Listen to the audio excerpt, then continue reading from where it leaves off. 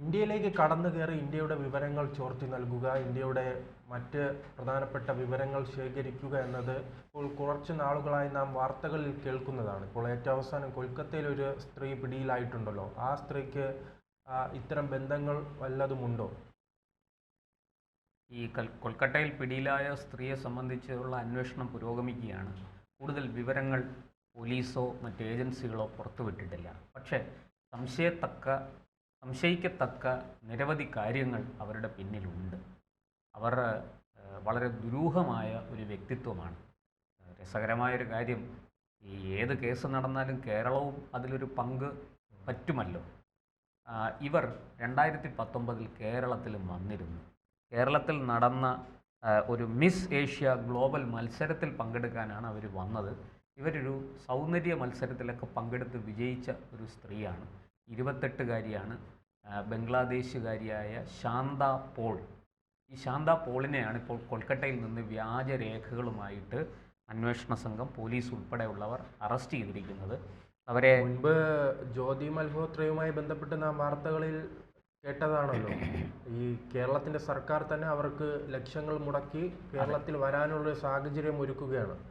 ഇനി ഇതുമായി ബന്ധപ്പെട്ട് കൂടുതൽ അന്വേഷണം നടത്തുമ്പോൾ അറിയല്ലേ മരുമകന്റെ ക്ഷണം. അതെ, ശാന്ത പോളിനെ ഇവിടെ ആരെങ്കിലും ക്ഷണിച്ചു വരുത്തിയതാണോ? സർക്കാരുമായിട്ട് എന്തെങ്കിലും ബന്ധമുണ്ടോ? ഈ പറഞ്ഞതുപോലെ സർക്കാർ അവർക്ക് ഏതെങ്കിലും തരത്തിൽ ഈ ടൂറിസം പ്രൊമോഷൻ പോലെയുള്ള കാര്യങ്ങൾക്ക് ഒത്താശ ചെയ്തിട്ടുണ്ടോ, അതിന് പണം നൽകിയിട്ടുണ്ടോ എന്നൊക്കെയുള്ള കാര്യങ്ങൾ ഇനി വിശദമായ അന്വേഷണത്തിന് ശേഷമേ അത് പറയാൻ കഴിയുള്ളൂ. ഒരു കാര്യം സത്യമാണ്, ഇവർ 2023 ഇന്ത്യയിലെത്തി ആന്ധ്രാപ്രദേശ് സ്വദേശിയായ അഷ്റഫ് എന്നയാളിനെ വിവാഹം കഴിച്ചു. വിവാഹം കഴിക്കുന്നത് ഒരു കുറ്റമല്ല. ഒരു സ്ത്രീക്ക് ഒരു പുരുഷനെ ഇഷ്ടപ്പെട്ടു, ആ പുരുഷന് തിരിച്ച് ആ സ്ത്രീയെയും ഇഷ്ടപ്പെട്ടു, അവർ വിവാഹം കഴിക്കുന്നത് സ്വാഭാവികം. പക്ഷേ വിവാഹം കഴിച്ചതിന് ശേഷം ഇവർ ഈ ഇന്ത്യയിൽ തങ്ങി. അപ്പോൾ ഭർത്താവ് ഇന്ത്യക്കാരനായതുകൊണ്ട് അവർക്കൊരു നിശ്ചിത കാലം ഇന്ത്യയിൽ തങ്ങാനുള്ള സാഹചര്യമുണ്ട്. പക്ഷേ അതിന് നിയമപരമായ നടപടിക്രമങ്ങളൊക്കെ പൂർത്തിയാക്കണം, ഒപ്പം അതിൻ്റെ രേഖകൾ സമ്പാദിക്കണം. ഇവരതൊന്നും ചെയ്യാതെ കൊൽക്കത്തയിൽ പോയിട്ടൊരു ഫ്ലാറ്റ് വാടകയ്ക്ക് എടുത്തു. എങ്ങനെ? ആ ഫ്ലാറ്റ് വാടകയ്ക്ക് എടുക്കാൻ വേണ്ടിയിട്ട് വ്യാജ ആധാർ കാർഡ് കൊടുത്തു. ഈ വ്യാജ ആധാർ കാർഡും പാൻ കാർഡും വോട്ടേഴ്സ് ID കാർഡും അവർ കൊടുത്തു. അതായത് തെരഞ്ഞെടുപ്പ് കമ്മീഷൻ്റെ തിരിച്ചറിയൽ കാർഡ്, പാൻ കാർഡ്. അപ്പോൾ അവർക്ക് ബാങ്ക് അക്കൗണ്ട് ഉണ്ട് എന്നാണ് അതിൻ്റെ അർത്ഥം. ആ ബാങ്ക് അക്കൗണ്ട് അവരെങ്ങനെ തുടങ്ങിക്കാണും? ഈ വ്യാജ ID കാർഡുകൾ ഉപയോഗിച്ചായിരിക്കും ബാങ്ക് അക്കൗണ്ട് തുടങ്ങുന്നത്. എന്നിട്ട് വ്യാജ ആധാർ കാർഡും ഒക്കെ കൊടുത്തിട്ടാണ് ഇവർ ഈ ഫ്ലാറ്റ് വാടകയ്ക്ക് എടുത്തത്. അങ്ങനെ വാടകയ്ക്കെടുത്ത് അവരവിടെ താമസിക്കുകയാണ്. ഇതെല്ലാം അവിടുത്തെ കൊൽക്കത്തയിലെ ഒരു പ്രാദേശിക ഏജൻറ്റ് വഴിയാണ് ഇതെല്ലാം ചെയ്തതെന്നാണ് വരുന്ന വിവരം. ഈ വ്യാജരേഖകളൊക്കെ നിർമ്മിച്ചത്. അങ്ങനെ ഈ കൊൽക്കത്തയിലെ ഫ്ലാറ്റിൽ ഇവർ രഹസ്യമായിട്ട് താമസിക്കുമ്പോൾ ഇവരാരാണെന്ന് പുറത്താർക്കും അറിഞ്ഞൂടെ. ഇവർ ഇന്ത്യക്കാരിയാണെന്നാണ് എല്ലാവരും ധരിച്ചിരിക്കുന്നത്. പക്ഷേ രഹസ്യാന്വേഷണ വിഭാഗത്തിന് ഇവരെ സംബന്ധിക്കുന്ന വിവരങ്ങൾ കിട്ടി. ഇവർ നേരത്തെ ഈ ബംഗ്ലാദേശ് വിമാന കമ്പനിയിൽ ജീവനക്കാരിയായിരുന്നു. അവിടെ നിന്നാണ് ഈ സൗന്ദര്യ മത്സരത്തിലൊക്കെ പങ്കെടുക്കുന്നത്. ഇവർ നേരത്തെ പലവട്ടം ഇന്ത്യയിൽ വന്നു പോയിട്ടുണ്ട്. 2016 ഇൻഡോ ബംഗ്ല സൗന്ദര്യ മത്സരത്തിൽ ഇവർ പങ്കെടുത്തിരുന്നു. അന്നും ഈ പറഞ്ഞതുപോലെ അതൊക്കെ വലിയ വാർത്തയുമൊക്കെ ആയതാണ്. പിന്നീട് അതിനുശേഷമാണ് 2019 ഇവർ കേരളത്തിൽ വന്ന് ഈ മിസ് ഏഷ്യ ഗ്ലോബൽ മത്സരത്തിൽ പങ്കെടുക്കുന്നത്. നമുക്കറിയാം, ജ്യോതി മൽഹോത്രയും ഇതുപോലെ കേരളത്തിലേക്ക് വരുന്നത് സർക്കാർ ടൂറിസം പ്രൊമോഷനും ഒക്കെ അതുമായി ബന്ധപ്പെട്ട് ആവിഷ്കരിച്ച വിവിധ പരിപാടികളിൽ പങ്കെടുക്കാനാണ് അവർ കേരളത്തിൽ വന്നത്. അവർ കേരളത്തിൽ അങ്ങോളം ഇങ്ങോളം യാത്ര ചെയ്തു. ഈ ശാന്ത പോൾ എവിടെയൊക്കെ പോയി, ആരെയൊക്കെ കണ്ട് എന്നുള്ള വിവരങ്ങൾ ഇപ്പോൾ പുറത്തു വന്നിട്ടില്ല. പക്ഷെ വൈകാതെ നമുക്ക് പ്രതീക്ഷിക്കാം. 2019 ഇവിടെ ഭരിച്ചുകൊണ്ടിരുന്നത് പിണറായി സർക്കാർ തന്നെയാണ്. ഇന്നത്തെ ടൂറിസം മന്ത്രി അല്ലെന്നേ ഉള്ളൂ. പക്ഷേ ഈ പറഞ്ഞതുപോലെ അന്നും സർക്കാരിൻ്റെ ക്ഷണപ്രകാരമാണോ ഇവരിവിടെ വന്നത് തുടങ്ങിയ കാര്യങ്ങളൊക്കെ അന്വേഷിച്ചറിയേണ്ടിയിരിക്കുന്നു.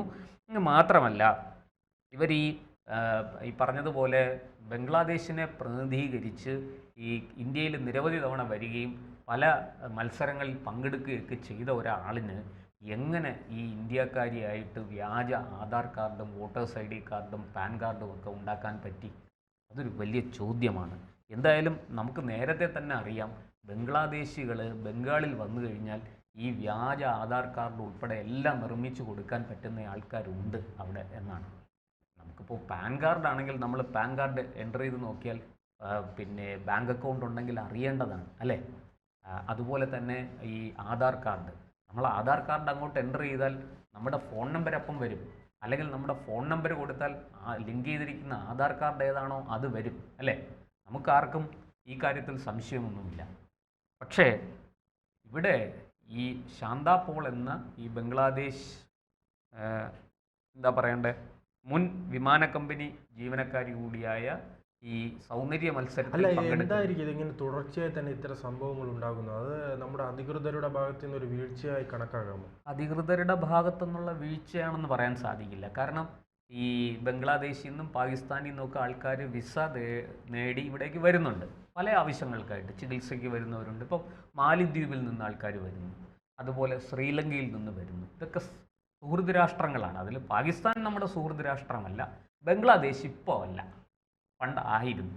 ഈ 2019 നമ്മളും ബംഗ്ലാദേശും തമ്മിൽ വളരെ നല്ല ബന്ധമായിരുന്നു. അപ്പോൾ ആ സമയത്തൊക്കെയാണ് ഇവരിവിടെ വന്നിട്ട് പോയത്. പക്ഷേ 2023 ഇവർ ഈ ബംഗ്ലാദേശിൽ പല പ്രശ്നങ്ങളും നടന്നല്ലോ. അതിനുശേഷമാണ് ആ 23-24 കാലത്തൊക്കെയാണല്ലോ അവിടെ ഈ വിഷയങ്ങളൊക്കെ നടക്കുന്നത്. ആ സമയത്താണ് ഇവരിവിടെ വരികയും ഇവിടെ താമസമാക്കുകയും ചെയ്തത്. അത് ആന്ധ്രാപ്രദേശ് സ്വദേശിയായ അഷ്റഫിനെ വിവാഹം കഴിച്ച് ഇവിടെ കൂടി എന്നുള്ളതാണ്. ആ കൂടാൻ വേണ്ടിയിട്ട് അവർ വ്യാജരേഖകൾ നിർമ്മിച്ചു. അതിന് കൽക്കട്ടയിലുള്ള പ്രാദേശിക ഏജൻറ്റുകൾ സഹായിച്ചു എന്നാണ്.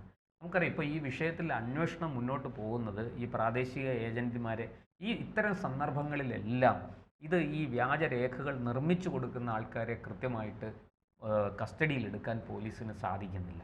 പ്രത്യേകിച്ചും അത് ബംഗാൾ പോലീസാണ് അന്വേഷിക്കുന്നതെങ്കിൽ ഇവരെ പിടികൂടുന്നതോടുകൂടി അവിടെ വെച്ച് ഈ അന്വേഷണം അവസാനിക്കും. അതിനപ്പുറത്തേക്ക് ഒരു അന്വേഷണം പോയതായിട്ട് നമുക്കറിവില്ല. അപ്പോൾ എങ്ങനെയാണ് ഈ പ്രാദേശിക ഏജൻറ്റുമാർ ഇവർക്കിതെല്ലാം ഉണ്ടാക്കി കൊടുക്കുന്നത്? അങ്ങനെ ഉണ്ടാക്കി കൊടുക്കുന്നതിന് പിന്നിലെ ലക്ഷ്യം എന്താണ്?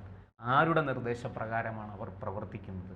ഈ കാര്യങ്ങൾ കണ്ടെത്തേണ്ടതുണ്ട്. നമുക്കറിയാം ബീഹാറിൽ നിന്നിപ്പോൾ വോട്ടേഴ്സ് ID നോക്കിയപ്പോൾ ഏതാണ്ട് 50 ലക്ഷത്തിലധികം പേര് പുറത്ത് ആണ്. അതിൽ തന്നെ പകുതിയിലേറെ മരിച്ചുപോയ ആൾക്കാരാണ്.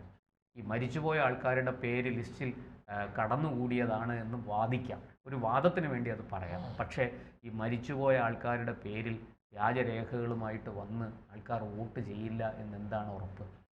ഇങ്ങനെ കടന്നുകൂടിയിരിക്കുന്ന ആൾക്കാർ, ഇവിടെ നുഴഞ്ഞു കയറിയിരിക്കുന്ന ആൾക്കാർ ഈ മരിച്ചുപോയവരുടെ പേരിൽ ഏതെങ്കിലും വ്യാജരേഖകൾ ഉണ്ടാക്കി കയ്യിൽ വെച്ചിട്ടുണ്ടോ ഇല്ലയോ എന്ന് നമുക്കെങ്ങനെ അറിയാം?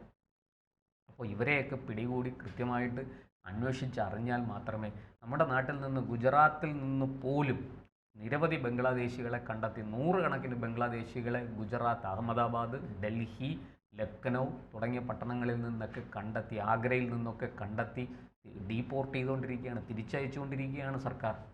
NIA-യും അതുപോലെ തന്നെ മറ്റ് അന്വേഷണ ഏജൻസികളും ജാഗ്രതയോടെ പ്രവർത്തിച്ചുകൊണ്ടിരിക്കുകയാണ് ആ കാര്യത്തിൽ.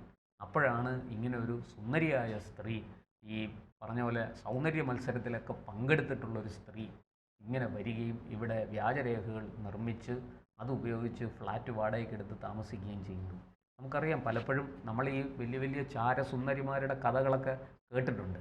അവിടെയെല്ലാം ഈ പല രാജ്യങ്ങൾക്കും നല്ല സുന്ദരിമാരായ സ്ത്രീകളെ അവർ ചാരവൃത്തിക്ക് വേണ്ടി വിനിയോഗിക്കുന്ന കഥ അല്ലെങ്കിൽ സംഭവങ്ങൾ നമ്മൾ അറിഞ്ഞിട്ടുണ്ട്. പലപ്പോഴും അതൊക്കെ വാർത്തകളാകുമ്പോഴാണ് നമ്മൾ പലരെയും തിരിച്ചറിയുന്നത്.